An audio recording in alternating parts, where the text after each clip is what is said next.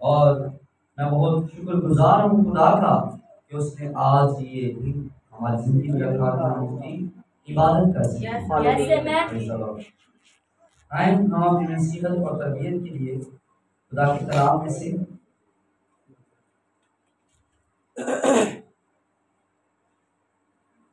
आपके मेरे खुदा यीशु मसीह की अंजील जो मुकद्दस यूहन्ना की मार्फत लिखी गई,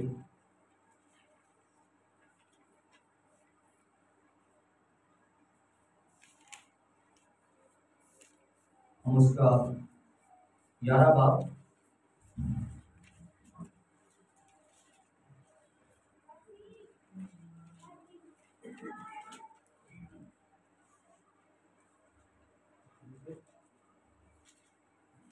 हम उसकी 28 आयत से लेकर 39 आयत तक पढ़ेंगे। 28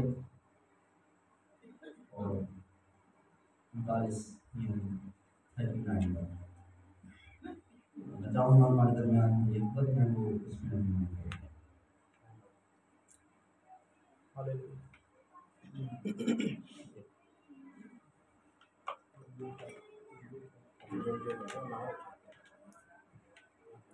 हालेलुया। खुदावंद के जिंदा पाक कलाम में से नया-नामा में से यूहन्ना की मार्फत लिखी गई अंजील उसका 11वां बाब 28 आयत से हम पढ़ेंगे 39 आयत तक। ये कहकर वो चली गई और चुपके से अपनी बहन मरियम को बुलाकर कहा कि उस्ताद यही है और तुझे बुलाता है। वह सुनते ही जल्द उठकर उसके पास आई। यीशु अभी गांव में नहीं पहुंचा था, बल्कि उसी जगह था जहां मार्था उससे मिली थी। बस जो यहूदी घर में उसके पास थे और उसे तसल्ली दे रहे थे, ये देख करके मरियम जल्द उठकर बाहर गई। इस ख्याल से उसके पीछे हो लिए कि वो कब्र पर रोने जाती है। जब मरियम उस जगह पहुंची जहां यीशु था और उसे देखा तो उसके कदमों पर गिरकर उससे कहा, ऐ खुदावंद, अगर तू यहाँ होता तो मेरा भाई ना मरता। जब यीशु ने उसे और उन यहूदियों को जो उसके साथ आए थे रोते देखा तो दिल में नहायत रंजीदा हुआ और घबरा कर कहा, तुमने उसे कहाँ रखा है? उन्होंने कहा, ऐ खुदावंद, चलकर देख ले। यीशु के आंसू बहने लगे। बस यहूदियों ने कहा, देखो वो उसको कैसा अजीज था।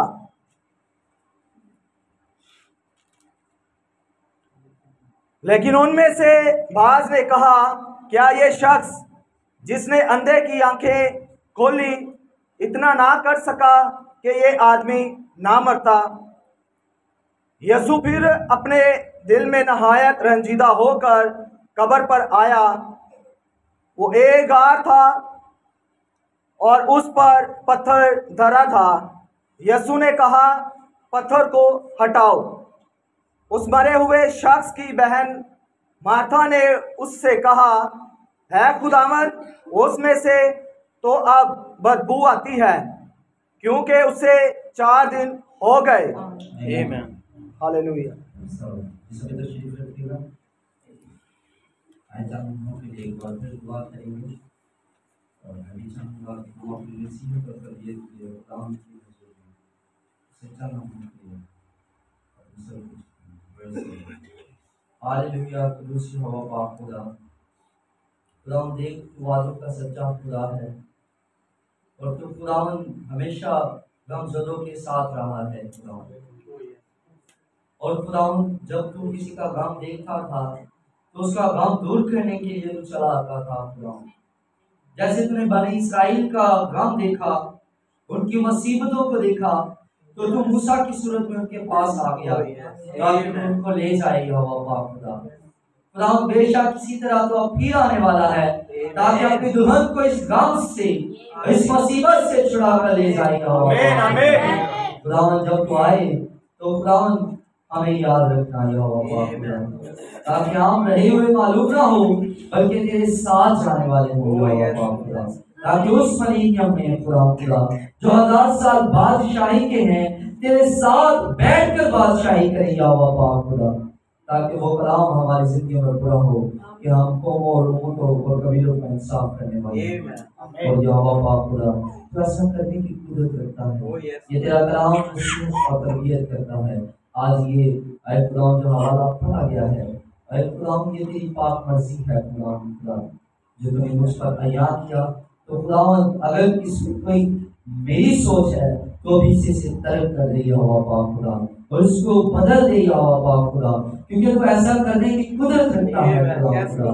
बख्श दे खुदा जो कुछ बयान किया जाए तेरी मर्जी के मुताबिक हो, इसी खुदा यीशु के नाम से दुआ मांगते हैं, आमीन। Hallelujah, hallelujah, praise the Lord. रात को मेरे बहुत ही प्यारे भाई जिनसे मैं बात कर रहा था, और बात कुछ इस तरह हो रही थी कि एक भाई को उन्होंने मुझे मैसेज किया कि ये बांग्लादेश में एक भाई हैं और उनको तारीफ दे और ये आपके करीब करीब ये कंट्री है, तो आप ऐसा करिए अगर मुमकिन हो सके तो उनको जिस तरह की भी आप स्पिरिचुअल सपोर्ट कर सकते हैं उनको करें, उनकी हेल्प करें। तो मैंने इसी सिलसिले में एक भाई से मशवरा किया, जब कर रहा था तो उन्होंने कहा भाई आपके पास फ़ोन है, व्हाट्सएप है, सोशल मीडिया है, सब कुछ है, आप उनसे भी उनको टीच कर सकते हैं। और जो भाई हैं वो चाहते हैं कि आप इधर आकर हमारे साथ कुछ बातचीत करें या मीटिंग्स में। तो ये बात जब मैं हमारी हो रही थी तो ये खुदावंद ने मेरे दिल में ये हवाला डाला और फिर मैंने इस मज़मून को लिया ताकि मैं इस पर बात कर सकूं। और इस पर जिस पर मैं बात करने जा रहा हूँ तो वो ये है 39वीं आयत। यीशु ने कहा पत्थर को हटा दो। आज जो मेरा मज़मून है पत्थर को हटा दो।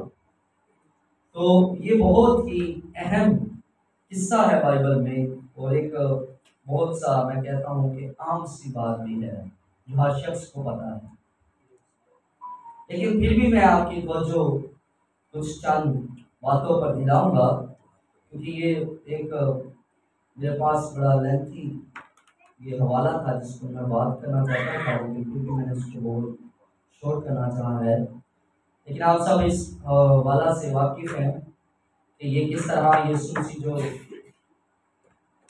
लाजर से प्यार करते थे और वो लाजर के दोस्त भी थे, और जैसे आप जानते हैं मरियम और मार्था खुदावंद यीशु मसीह के साथ साथ थे। आप सब इस कहानी से वाकिफ हैं और मैं इस किस्से को जब पढ़ रहा था आज सुबह तो खुदावंद ने मुझे और इसके मतलब कुछ बातें दी जो मैंने चाहा कि आपके साथ शेयर करूं, और ये यकीनन खुदावंद की मर्जी है क्योंकि खुदावंद के बगैर हम कुछ नहीं हैं। और अगर हम इस हवाले की बात करें तो ये आज बहुत सादा समझना होगा, लेकिन मैं फिर भी कहूँगा कि खुदा अपने आप को सादगी में छुपा रहा है। अपने पैगाम, उनका एक पैगाम है, अगर आप चाहें तो पढ़ सकते हैं उसको। तो ये बहुत ही खूबसूरत बात है कि खुदा ने हमेशा अपने आप को सादगी में छुपाया। आप देख सकते हैं उस पहली कुर्बानगाह को जो काइन ने बनाई, वो बहुत खूबसूरत थी और वो बहुत आलिशान एक मस्बा को बनाना जा रहा था। और रज़ान कहते हैं कि वो हाबिल को क्या कहता है, मैं तो वर्शिप करने जा रहा हूँ, मैं तो सैक्रिफाई करने जा रहा हूँ, कुर्बानी देने जा रहा हूँ, इबादत करने जा रहा हूँ, लेकिन तू क्यों नहीं जा रहा। तो रज़ान कहते हैं कि हाबिल खामोश था हाबल ने उसको कोई जवाब नहीं दिया। और ब्रदर ब्राउन कहते हैं कि काइन जब अच्छे अच्छे फल इकट्ठे कर रहा था उस मज़बा पर लेकर जाने के लिए, उसको खूबसूरत बना रहा था, वो टोकरी सजा रहा था, वो एक अच्छा मेज सजा रहा था खुदावंद के लिए फलों से। तो ब्रदर ब्राउन कहते हैं कि वो हाबल को बार बार उकसा रहा था, मैं तो इबादत करके, मैं तो खुदावंद की तमजीद करके मैं तो बच जाऊंगा। लेकिन मेरे अजीजों, इबादत करना बहुत अच्छी बात है, इसको कोई गलत मत समझो। क्योंकि खुदा के कलाम में लिखा है, तुम मेरी इबादत करो तो मैं तुम्हारी रोटी और पानी पर और तुम्हारे बीच में से बीमारी और कपाली को दूर करूंगा। और इसके साथ हमने भी दराज होंगे। और मैं जिस पर बात अब कर रहा हूँ कि उसने एक मज़बा बनाया और बहुत खूबसूरत उसने अपनी तरफ से मज़बा बनाया, और वो चाहता था कि खुदावंद जो है वो खूबसूरती को पसंद करेगा, वो एक आलिशान वो मज़बा को पसंद करेगा। लेकिन ब्रदर ब्राउन कहते हैं कि क्या हुआ कि जिधर वो एक खूबसूरत मज़बा को बनाकर उसके ऊपर फल लेकर आ रहा है और फल रख रहा है खुदा की कुर्बानी के लिए कि वो खुदा के हजूर नजराने, तो ब्रदर ब्राउन कहते हैं उसके बरक्स क्या है, उसके अंगेज क्या है, हाबल। तो हाबल क्या करता है, वो खुदा का इंतजार करता है। वो क्या करता है, ब्रदर ब्राउन कहते हैं वो खुदा का इंतजार करता है। आप इसको उस में पढ़ सकते हैं। वो क्या करता है, खुदा का इंतजार करता है कि क्या करे, खुदावंद की मर्जी जाने। तो जब हाबल आता है तो हाबल क्या करता है, एक उसने बेल के साथ एक बड़े को बांधा होता है और वो उस बड़े को खींच कर ला रहा होता है। तो ब्रदर ब्राउन कहते हैं उस जैसे उसे बर्रे की मैं की आवाज आती है तो काइन देखता है कि ये क्या हुआ है, वो भागता है, वो जाता है और देखता है कि हाबल एक बर्रे को पकड़ रहा है और उसको बांध रहा है ताकि क्या करे, उसे कुर्बान करे। और वो क्या एक सादा सी कुर्बानी देता है, वो क्या करता है, उसको ज़िबा करता है और खून से लथपथ हो जाता है। और ब्रदर ब्राउन कहते हैं कि ये क्या है, ये क्या है। और वो जो काइन है वो देखता है और कहता है मैं तो ऐसी कुर्बानी दे रहा हूं जिसमें किसी की जान भी नहीं जा रही। वो समझता है कि मेरी कुर्बानी अच्छी है, लेकिन जब खुदा आता है तो वो फैसला करता है कि किसकी कुर्बानी ठीक और दुरुस्त है। क्योंकि खुदा सादगी को पसंद है। उसने कोई खूबसूरत मज़बा नहीं बनाया, वो गया और एक बर्रे को लेकर आया और उसने उसको ज़िबा कर दिया मेरे अजीजों। और ब्रदर ब्राउन कहते हैं क्या उसके पास क्या था, उसके पास एक रेवलेशन था जिसको पौलुस रसूल ने कहा कि हाबल ने ईमान ही से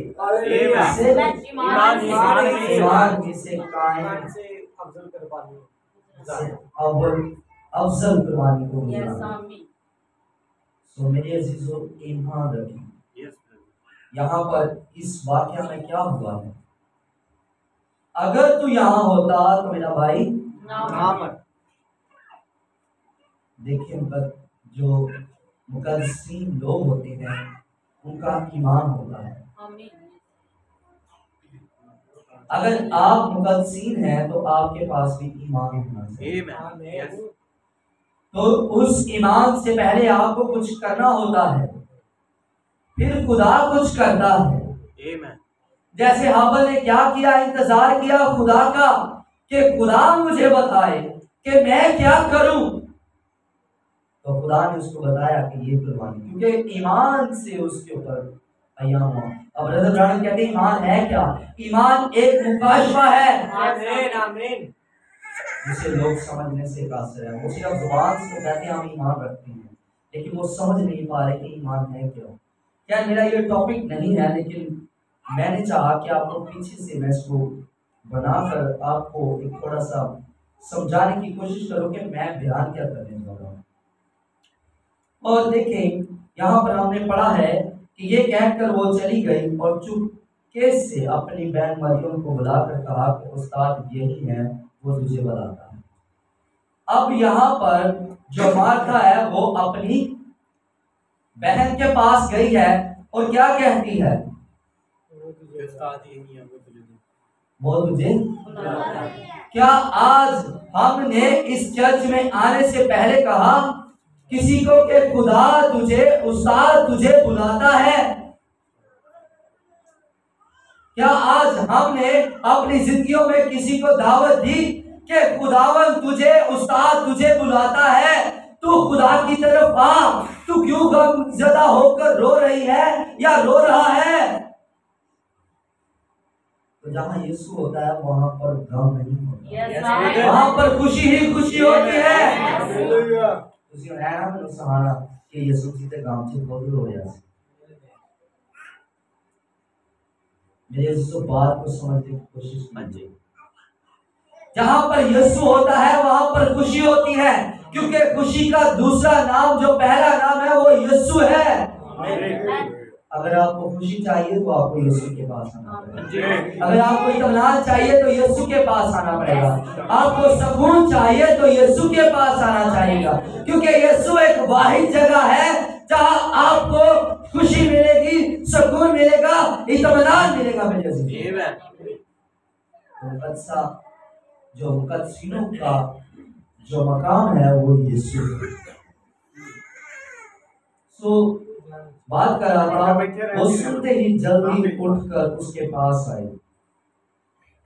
अब देखिए, जब उसने सुना है कि यीशु बुला रहे, तो नहीं क्या मैं या तो रोटियां पकड़ा दी या मेरे को अफसोस करने लिए आए हुए, मैं जाने ना रोटी भी नहीं खवाई, मेरे को गेस्ट आए हुए ने, फकी फरीसी आए ने जेडे साडे चर्च नू लीड करते ने। उसने कोई बात नहीं, उसने उसी मोहब्बत को बरकरार रखा। आमीन। क्योंकि ये वही मरियम है जो खुदावंद से प्यार करती थी, जिसने बेशकीमत, जो एक भारी कीमत से कतर लिया और उसके आंसुओं के साथ उसके पांव को धोया, अपने बालों के साथ उसको पहुंचा। ये उसने उसी मोहब्बत को कम नहीं होने दिया कि यीशु के होने पिंड चला गया ते चलो मैं हूं ए चर्च चली जानी है या एंदे ताबेदारी करनी हो, मैं ते ए चर्च जानी है तो मेनू इनते फॉलो करना। ऐसा कोई नहीं है। मेरे से बात को समझने की कोशिश कीजिएगा।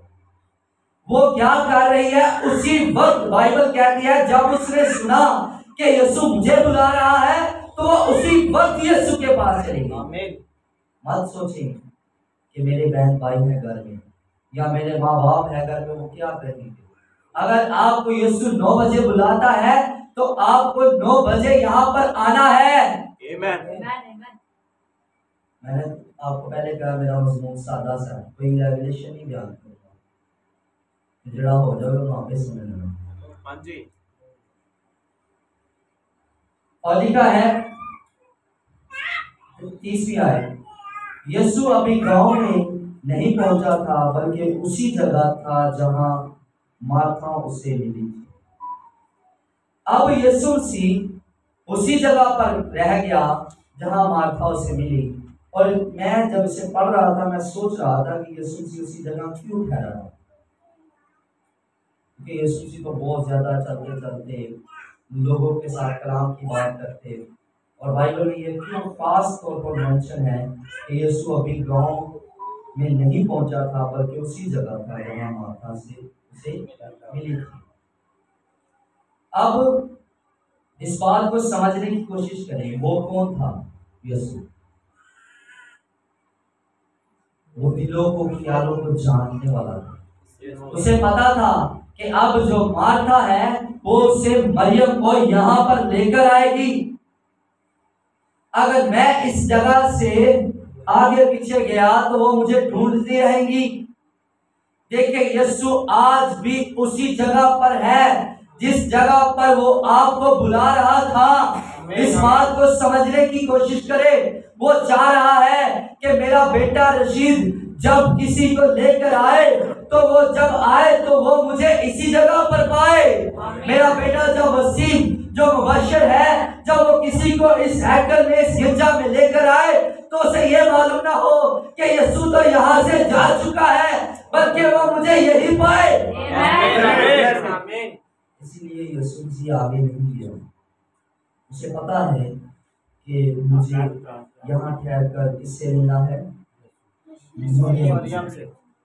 बस जो यहूदी घर में उसके साथ थे, उसके पास थे और उसे तसल्ली दे रहे थे, ये देखकर कि मरियम जल्द उठकर बाहर गई, इस ख्याल से कि उसके पीछे और ये हुए और ये कि वो कब्र पर रोने जाती है।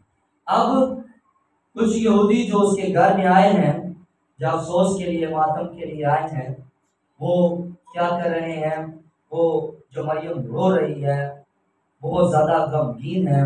उन्होंने देखा कि मरियम एकदम से जल्दी से उठकर चली गई है, तो आए देखिए ये कहीं कब्र पर तो नहीं गई, क्योंकि ये वो जानते थे, क्योंकि वो अपने भाई से बहुत प्यार करती थी और उसके बहुत ही ज़्यादा गम में थी। तो मेरे अजीजों, जब वो यहूदी उसके पीछे गए हैं, तो मैं समझता हूँ ये भी खुदा ही की एक मर्जी थी।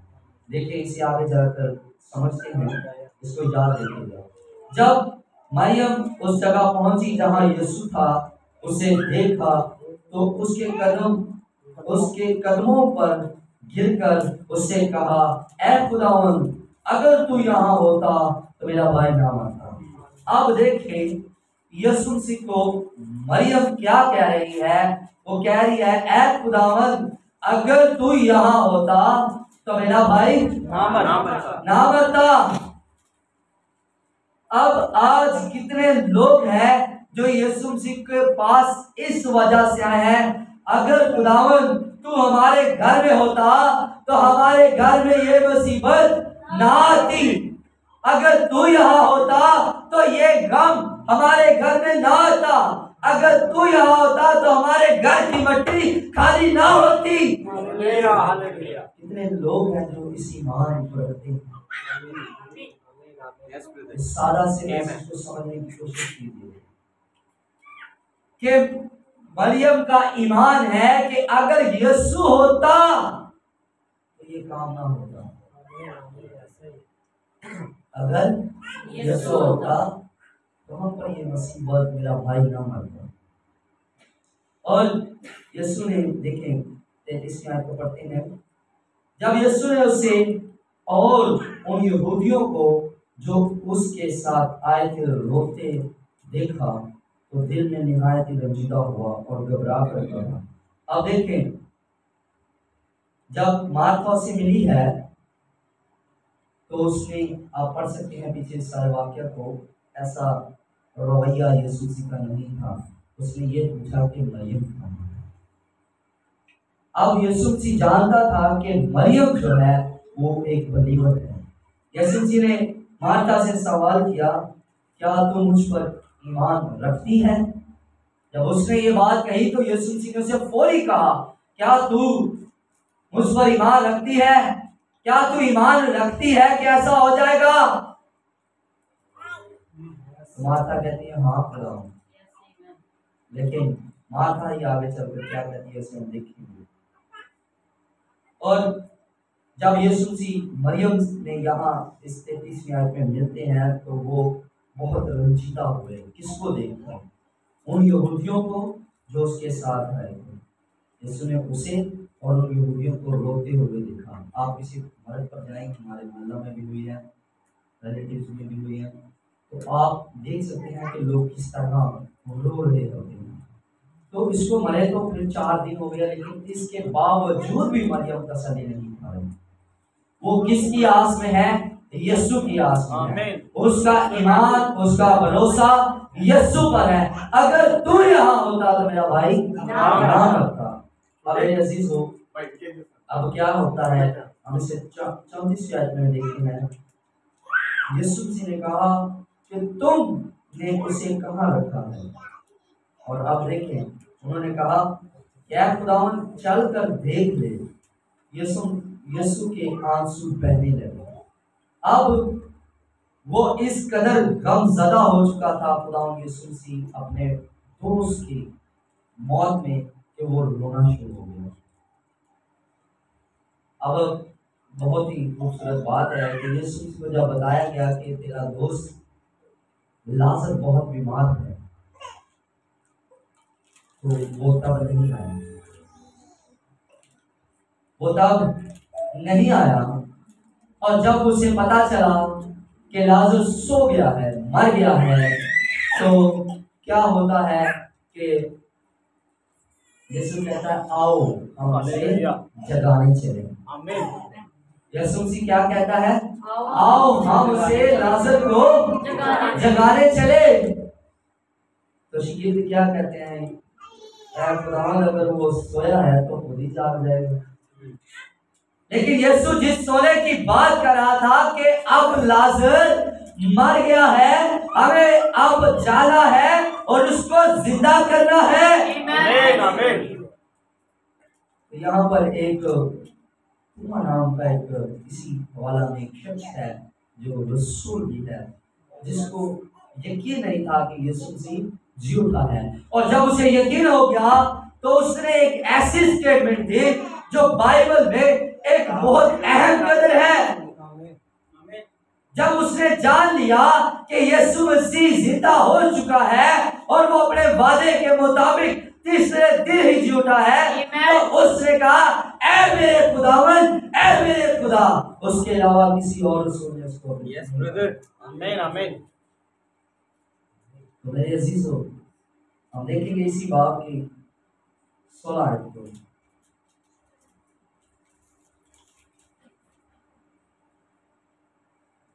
बल्कि 15 आयत से देखिए,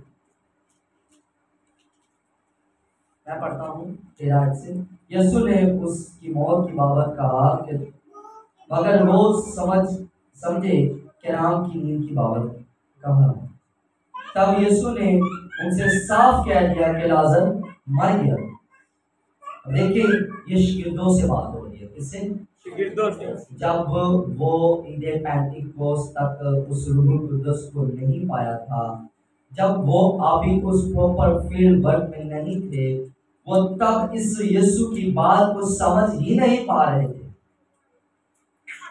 जब वो समझा तो फिर उसने लिखा ना यूहन्ना में, वो पहले की बात कह रहा है कि जो शागिर्द थे वो यही समझ रहे थे कि वो आराम की बात कर रहे हैं। लेकिन देखिए 15वीं आयत में, और मैं तुम्हारे स्वभाव से खुश हूं कि वहां ना था, कि ताकि तुम ईमान लाओ, लेकिन आओ हम उसके पास चले। अब गौर कीजिएगा 16वीं आयत पर। बस तुमाने जिसे तुमाम कहते हैं अपने साथ के शागिर्दों से कहा कि हाँ हम भी चले ताकि उसके साथ मरे। पता है ये क्या बात है? नहीं बच्ची, तुम कह रहे हो नो ते मारी गया। Hallelujah hallelujah. तुम कह रहा है वो तो मारी गया, हम उनको को जानदा फायदा। ब्रदर ब्रायन कहते हैं रीड बिटवीन द लाइन। आप इन लाइनों के दरमियान में पढ़े। ये एक जैसे कहने नहीं वो मारने वाला मर गया हूं जानदा तो की फायदा, साढ़े जल्दी जाना सी उनको जगा देना। सो मुझे ऐसा कुछ महसूस हो रहा है कि तुम कह रहा है कि हुन मर गया, तो चलो हुन आपा भी उनके नाल ही चल के मर गए। वो समझ रहे थे कि अब वो जिंदा नहीं होगा, लेकिन यीशु मसीह ने कहा, क्या कहा? वो यीशु मसीह जो दिलों को ख्यालों को जानता था, वो कहता और मैं तुम्हारे स्वभाव से खुश हूं कि वहां ना था, ताकि तुम ईमान लाओ, लेकिन आओ हम उसके पास चलें। यीशु मसीह अपनी तवज्जो जो शागिर्दों की तरफ करके उनको कह रहा है कि मैं खुश हूं कि मैं वहां नहीं था।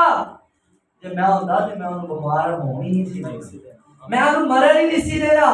अगर वो ना मरता तो तुम कैसे जान पाते कि जो मरे हैं वो एक दिन जी उठेंगे। यीशु पर ईमान लाते हैं वो एक दिन जी यीशु मसीह ने ये पैगाम उस वक्त शरीरों को दिया। कितने लोग समझे? हालेलुया। सो बात कर रहा था, यीशु मसीह उसके पास गया। मैं जल्दी से अपने डॉक्टर की तरफ जाऊं क्योंकि मैंने काफी वक्त यहाँ ले लिया। पास यहूदियों ने कहा कि देखो वो उसको कैसा अजीज था। अब जब यीशु मसीह को उन्होंने कभी रोका नहीं देखा, यीशु मसीह को कभी उन्होंने रोका देखा नहीं था। इसी स्वभाव से यहूदी कहना शुरू हो गई, हाँ जी यीशु हो गया। ये वो शख्स रो रहा है जो दूसरों के आंसू पोंछता है। ये वो शख्स रो रहा है जो किसी को रोने नहीं देता। जहां पर ये जाता है मुर्दे जिंदा हो जाते हैं, जहां पर ये जाता है अंधे देखते हैं, लंगड़े चलते हैं, लोग शिफा पाते हैं। आज ये रो रहा है। तो इसी स्वभाव से वो कहते कि उसको इतना अजीज है कि ये रो रहा है। यीशु आज भी रोता है जब आप उसके पास नहीं आते। यीशु आज भी रोता है जब आप उसकी बात नहीं मानते। भाई जो एक बात कर रहे थे कि यीशु मसीह इसलिए मर गया क्योंकि उसका दिल टूट गया। मैं कहा भाई ये क्या बात कर रहे? कहते भाई ये भाई ब्राह्मण ने कही। मैं कहा आप बताएं इसको प्रॉपर बताएं। वो कहते हैं कि जब लोगों ने उसको रद्द कर दिया कि वो अपनों के पास आया और उसके अपनों ने उसे कबूल ना किया, तो उसका दिल जो था वो टूट चुका हुआ था कि जिनके लिए मैं जान दे रहा हूँ उनको कदर नहीं। आज आप में से कितने हैं जो यीशु मसीह की कदर करते हैं? और पौलुस कहता है कि जब हम फिर गुनाह करते हैं जानने के बावजूद भी, तो खुदा यीशु को जलील कर अल्लानिया जलील। इस बात को समझने की कोशिश करें, क्या हमें कोई चीज बचा सकती है? क्या कोई चीज बचा सकती है? हम डरते हैं कि ये अफसर है हमारा, इसके सामने हम झूठ बोलेंगे तो बच जाएंगे। लेकिन मेरे शिष्यों, ये बोल रहा है जो सीधी तो मालूम होती है, इसकी इंतहा में मौत है।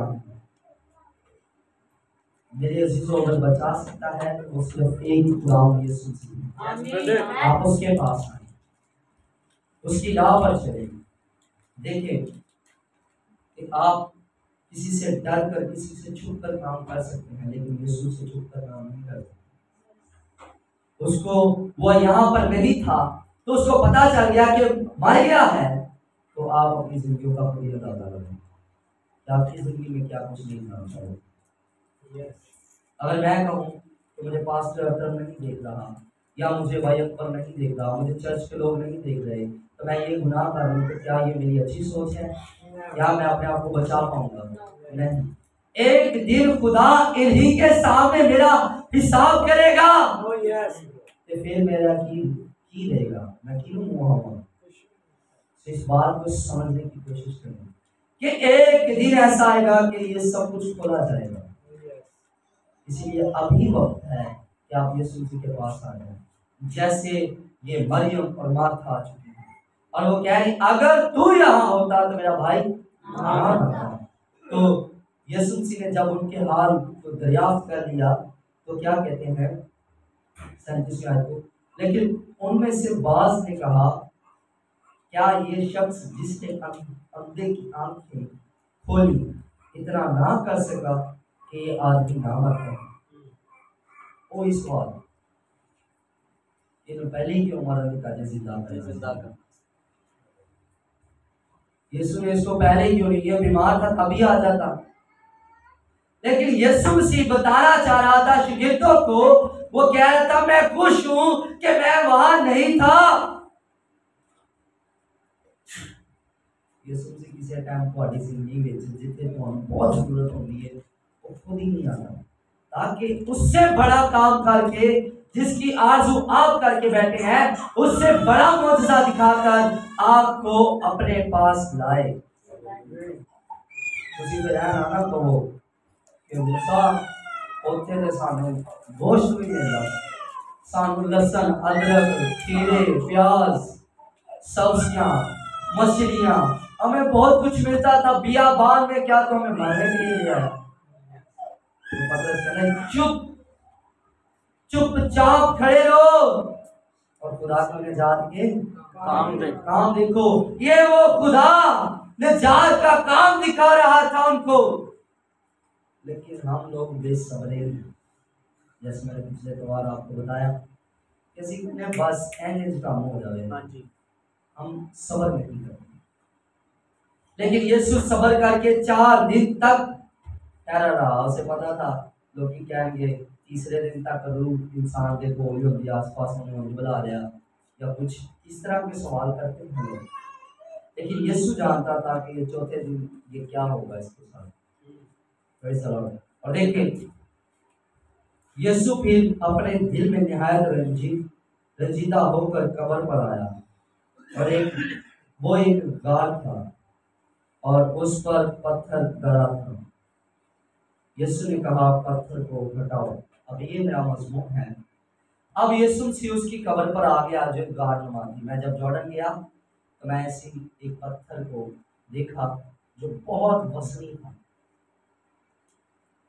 जो बहुत बड़ा था। मैंने उसकी पिक्चर भी दी और मैंने फिर एक ऐसी कब्र भी देखी जो ऐसे ही थी जैसे ये नीचे जा रहे हैं और एक गार नमा थी और उसको बंद किया हुआ था और बहुत बड़ा सा पत्थर उसके आगे भी रखा हुआ था। तो मैंने देखा वाकई ही एक गार नमा उन्होंने बनाया होता है उस कब्र को। तो यीशु मसीह ने एक बड़ी अहम बात मैं जिस पर आपको तवज्जो दिलाना चाहता था। यीशु मसीह ने कहा पत्थर को हटा दो। आप मुझे ये बात बताएं कि जो मुर्दों का जिंदा कर सकता है वो क्या पत्थर को नहीं उठा सकता? तो यीशु मसीह ने ये क्यों कहा? आमीन, गॉड ब्लेस यू। आज जो मैं आपकी तवज्जो दिलाना चाहता हूँ कि पत्थर को हटा दो। ये पत्थर वो पत्थर नहीं है जिसके बारे में अक्सर आप सुना करते हैं। मरकस उसके 12 बाब में जिसका जिक्र है कि एक कोने का सिरे का पत्थर। ये वो पत्थर नहीं है जिसके बारे में मैं आज बात करने जा रहा हूँ। क्या आपको याद है अब्लिस शुरू से कॉपी करता आया है? अब्लिस क्या करता है? जैसे खुदा करता है उसी तरह वो कॉपी करके करता है। आप मिस्र के उस तमाम इल्म को जानते हैं जो मूसा के बरअक्स किया जाता था। आप सब उन कामों को जानते हैं, लेकिन मैं आपकी तवज्जो दिलाना चाहता हूं कि पत्थर को हटा दो। ये कौन सा पत्थर है?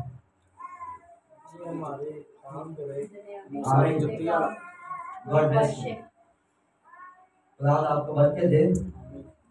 ये पत्थर जिसको हमने हटाना है, तो जब पत्थर को हटाया तो किसी को जिंदगी मिली। क्या आप देख पा रहे हैं? आमीन आमीन। कि जब पत्थर को हटाया गया तो एक जिंदगी जो है वो मुर्दे में ट्रांसफर हो गई। आमीन आमीन। और वो जिंदगी यीशु से निकली।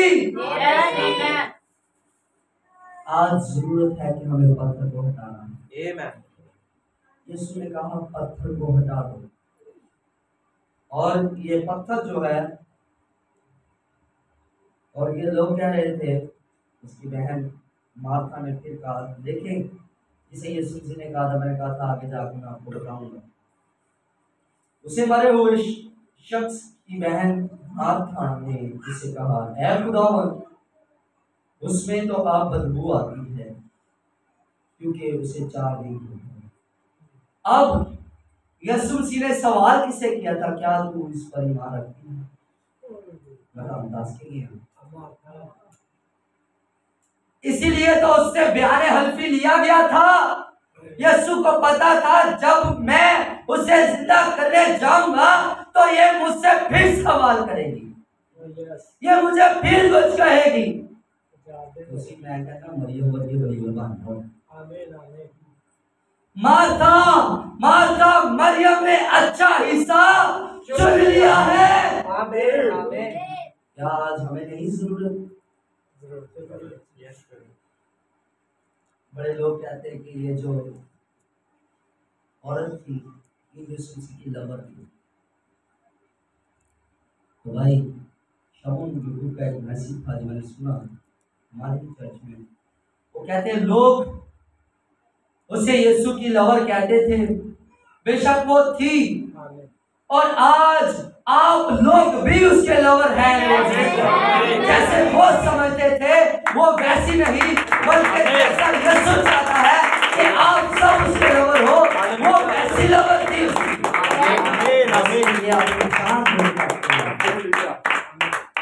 देखिए कहते हैं उसके पास जो कुछ था, जो कुछ उसने जोड़ा था, उससे वो गई और उसने बेशकीमत अतरम लिया वो लाकर यीशु मसीह के लिए लगा, उसके कदमों से लगाया और देखिए उसके पाँव को पहले धोया आंसुओं के साथ। इतना प्यार असी ने कहने नहीं, असी का चीज नहीं छाड़ सकते, देव दी उसी चीज जैसे वो यीशु नहीं छाड़ सकते।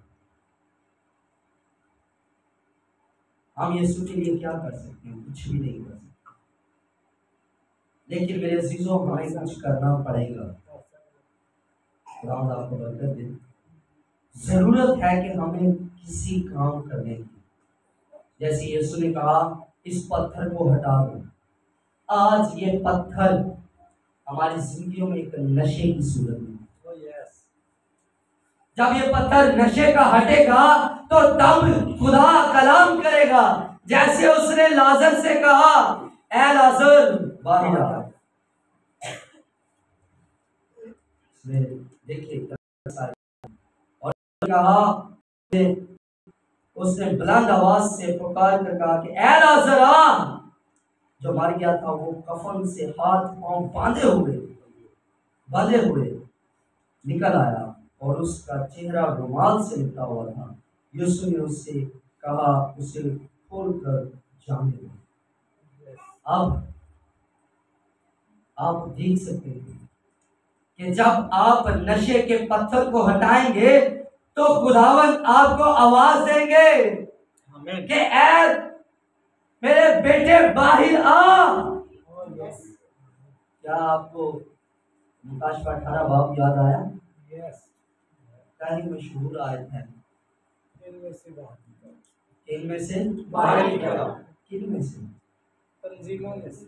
जो आज हमारे ऊपर एक कब्र के आगे पत्थर है, पहले हमने उसको हटाना है, उसके बाद हमें तंजीमों में से खुदा हमारा बुला रहा है कि ऐ मेरी बेटी, ऐ मेरे बेटे बाहर निकल आ। वो कह रहा है जैसे लाजर मरा हुआ था। आज हम भी जब यीशु के पास नहीं है तो हम मरे हुए हैं, हमारे अंदर जिंदगी नहीं हुई, क्योंकि बहुत सारे लोग इस बात को नहीं समझ पा रहे। जिंदगी तो यीशु में है। अगर आप चाहते हैं तो आपको यीशु के पास आना चाहिए। और ये पत्थर हटाने की बात कर रहा हूँ कि हमें नशे के पत्थर को हटाना है, ये खुद हटाना है, फिर यीशु से आएगा। ये क्या करना है? खुद हटाना है। अगर आप नहीं हटा सकते लाजर की तरह, तो फिर जो हटाने की कोशिश कर रहे हैं उनको हटाने दें। वो कौन है? वो पास्टर, वो तमाम वो खादम है जो उस वक्त यीशु मसीह के साथ थे और उन्होंने उस पत्थर को हटा दिया। फिर यीशु ने जब कलाम किया तो जिंदगी लाजर के अंदर थी। आप कोशिश करें कि उनकी भार मारें, उनको पत्थर को हटाने दें। ऐसा ना हो कि पत्थर हटाए तो आप फिर वो पत्थर के पीछे आ जाए। नहीं पत्थर को अगली लैंड दो, ये बड़े सुंदर की जगह है, इन लोग आरामदार होंगे, अच्छी ठीक है, जिंदगी पाके ठीक करना। लेकिन याद रखिए मेरे अजीजों, पौलुस ने क्या कहा? जीना मेरे लिए मसीह। आप अगर जीते हैं तो मसीह के लिए जिए। कहना को मैं जी की आपकी जिंदगी में खुदा ने एक खास मकसद रखा। आमीन आमीन। आप एक खास मकसद के लिए पैदा किए हैं।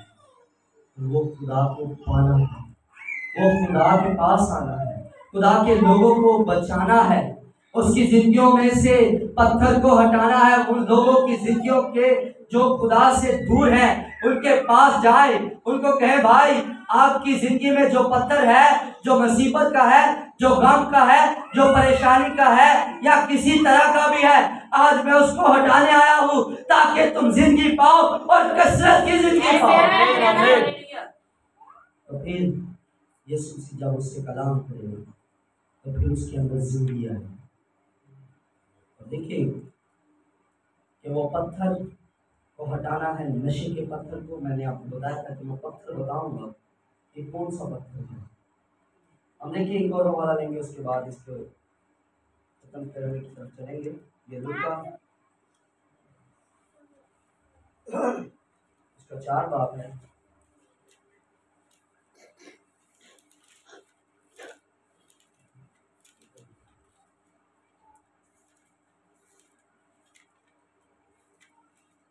और इसकी 11 है।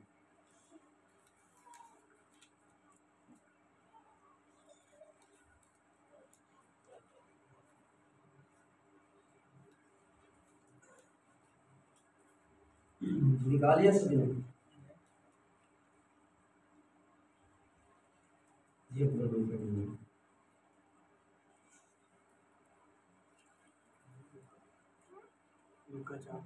लूका 4 बाब उसकी 11 है।